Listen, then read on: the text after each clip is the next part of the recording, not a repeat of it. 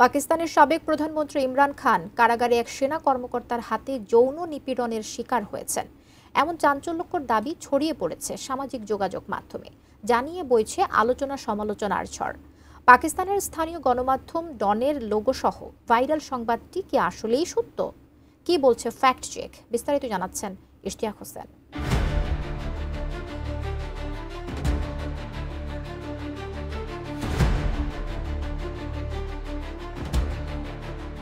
পাকিস্তানের সাবেক প্রধানমন্ত্রী ও জনপ্রিয় ক্রিকেটার ইমরান খান অনেকদিন ধরেই কারাগারে বন্দী। তার কারাবন্দী জীবন ও রাজনীতির ভবিষ্যৎ নিয়ে দেশটিতে আলোচনার শেষ নেই। তবে এবার ভিন্ন এক শিরোনামে ছড়ানো খবরে আলোচনার কেন্দ্রবিন্দু হয়ে উঠেছেন তিনি, যেখানে পাকিস্তানের স্থানীয় গণমাধ্যম দ্য ডনের একটি ফটোকার্ডের মাধ্যমে খবর ছড়ানো হয়েছে কারাগারে বন্দী অবস্থায় যৌন নিপীড়নের শিকার হয়েছেন ইমরান খান।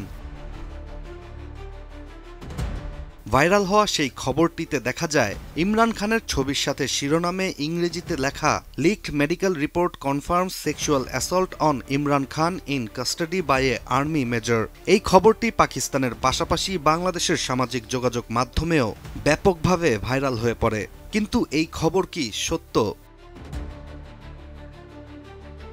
বাংলাদেশ থেকে প্রিয়া সাহা নামের অ্যাকাউন্ট থেকে ইমরান খানের এই খবরটি পোস্ট করা হলে তা সবচেয়ে বেশি ভাইরাল হয়। কিন্তু পাকিস্তানের সাবেক প্রধানমন্ত্রী ইমরান খানকে নিয়ে প্রকাশ করা চাঞ্চল্যকর এই সংবাদটি দ্য ডনের ওয়েবসাইটে খুঁজতে গেলে এর অস্তিত্ব পাওয়া যায় না, যেখানে ইংরেজি শিরোনামটি হুবহু তুলে ধরেই খোঁজা হয় পত্রিকার ওয়েবসাইটে।